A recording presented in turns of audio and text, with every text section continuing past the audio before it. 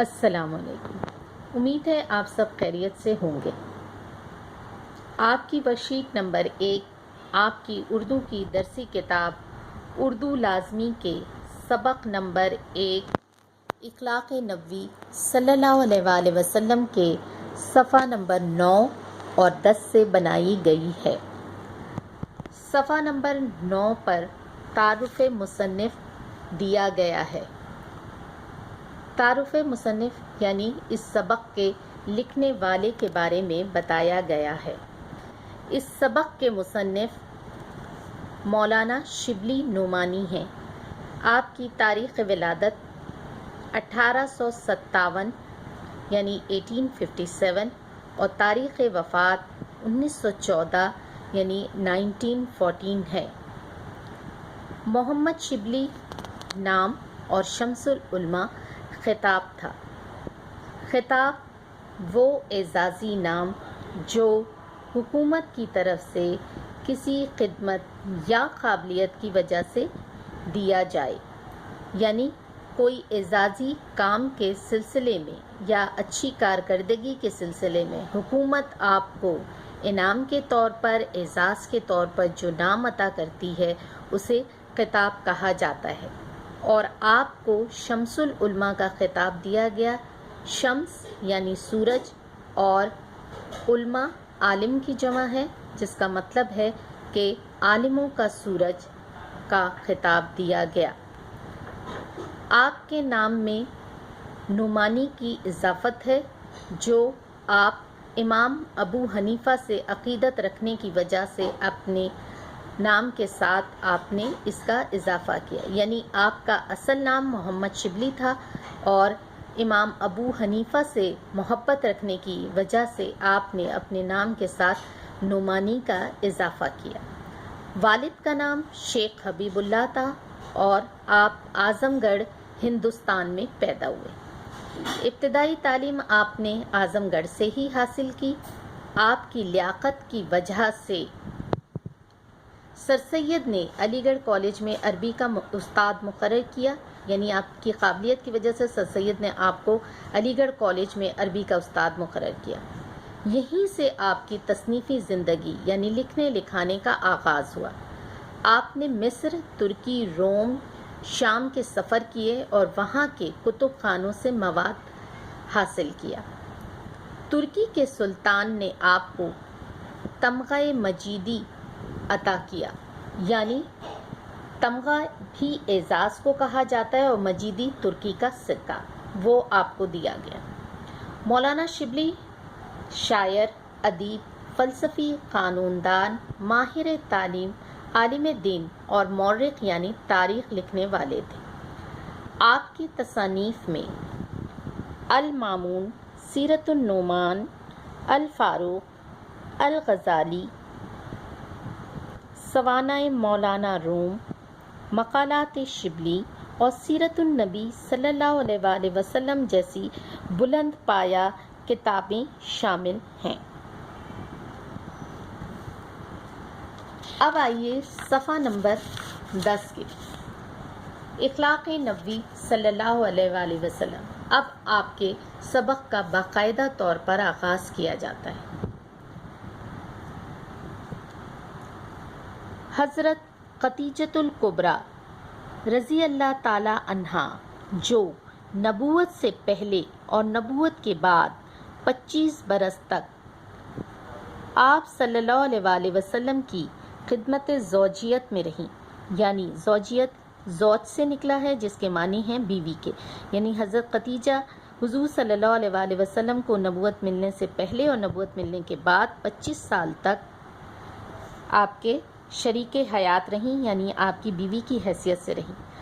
زمانہ آغاز وحی میں، یعنی جب آپ صلی اللہ علیہ وآلہ وسلم پر وحی کا آغاز ہوا تو آپ عورتوں میں وہ سب سے پہلی خاتون تھیں جنہوں نے اس بات کی تصدیق کی اور آپ کو وہ تسلی بھی دیا کرتی تھیں اور آپ سے فرمایا کہ خدا کی قسم، خدا آپ کو غمگین نہ کرے گا، یعنی جب آپ صلی اللہ علیہ وآلہ وسلم نے لوگوں کو اس بات کے بارے میں بتایا کہ آپ پر وحی کا نزول ہوا ہے تو لوگوں نے اس بات کو انکار کیا، مگر آپ نے انہیں اس بات کی تسلی دی کیونکہ آپ سچے ہیں تو آپ کو اللہ تعالیٰ رسوا نہیں کرے گا۔ آپ صلی اللہ علیہ وآلہ وسلم نے آپ صلی اللہ علیہ وآلہ وسلم صلہ رحمی کرتے تھے۔ صلہ رحمی یعنی لوگوں کے ساتھ اچھا سلوک کرنا۔ مقروضوں کا بار اٹھاتے تھے، یعنی جو لوگ قرض میں مبتلا تھے ان کے قرض اتارا کرتے تھے۔ مقروض جمع ہے قرض کی۔ غریبوں کی اعانت کیا کرتے تھے، یعنی ان کی مدد کیا کرتے تھے۔ مہمانوں کی ضیافت دعوت یا مہمان نوازی کو کہا جاتا ہے۔ مہمانوں کی آپ دعوت کیا کرتے تھے۔ حق کی حمایت کیا کرتے، یعنی حق سچ بات کی ہمیشہ تصدیق کیا کرتے اور اس کی حمایت کرتے۔ مصیبتوں میں لوگوں کے کام آتے تھے، اور اگر کسی کو کوئی پریشانی ہو جاتی تو آپ صلی اللہ علیہ وآلہ وسلم اس کی پریشانی میں کام آتے۔ امہات المومنین، جمع ہے، کے معنی ہیں ماں، اور امہات جمع ہے کی۔ امہات المومنین حضور صلی اللہ علیہ وآلہ وسلم کی تمام بیویوں کو کہا جاتا ہے، یعنی امہات المومنین تمام امت کی مائیں۔ امہات المومنین میں حضرت عائشہ رضی اللہ تعالی عنہا سے بڑھ کر کسی نے آپ صلی اللہ علیہ وآلہ وسلم کے اوصاف تفصیل سے نہیں بیان کیے، یعنی حضرت عائشہ رضی اللہ تعالی عنہ نے جتنی تفصیل کے ساتھ آپ کے اوصاف، یعنی اوصاف جمع ہے صفت کی، اور صفت کہا جاتا ہے خوبی کو، تو سب سے زیادہ آپ نے آپ صلی اللہ علیہ وآلہ وسلم کی خوبیوں کو بیان کیا ہے۔ فرماتی ہیں حضرت صلی اللہ علیہ وآلہ وسلم کی عادات کسی کو برا بھلا کہنے کی نہیں تھی، یعنی آپ کبھی بھی کسی کو برا بھلا نہیں کہتے تھے، برائی کے بدلے میں برائی نہیں کرتے تھے، اور اگر کبھی کوئی برائی کرتا تو آپ کبھی بھی اس کی برائی نہیں کرتے تھے، یعنی پلٹ کر اس کی برائی نہیں کیا کرتے تھے، بلکہ معاف فرما دیا کرتے تھے، درگزر کرتے تھے۔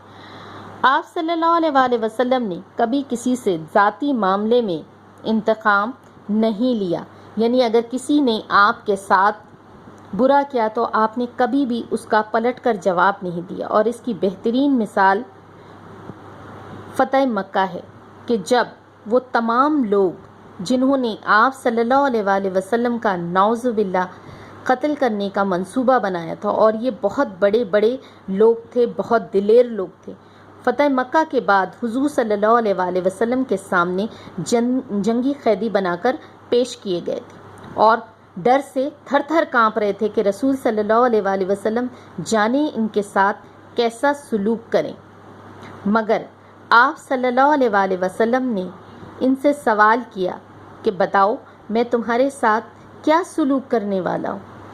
تو ان لوگوں نے کہا کہ آپ شریف ہیں اور شریف خاندان سے تعلق رکھتے ہیں، لہٰذا ہم آپ سے شرافت کی امید رکھتے ہیں۔ تو آپ صلی اللہ علیہ وآلہ وسلم نے کہا جاؤ تم سب آزاد ہو۔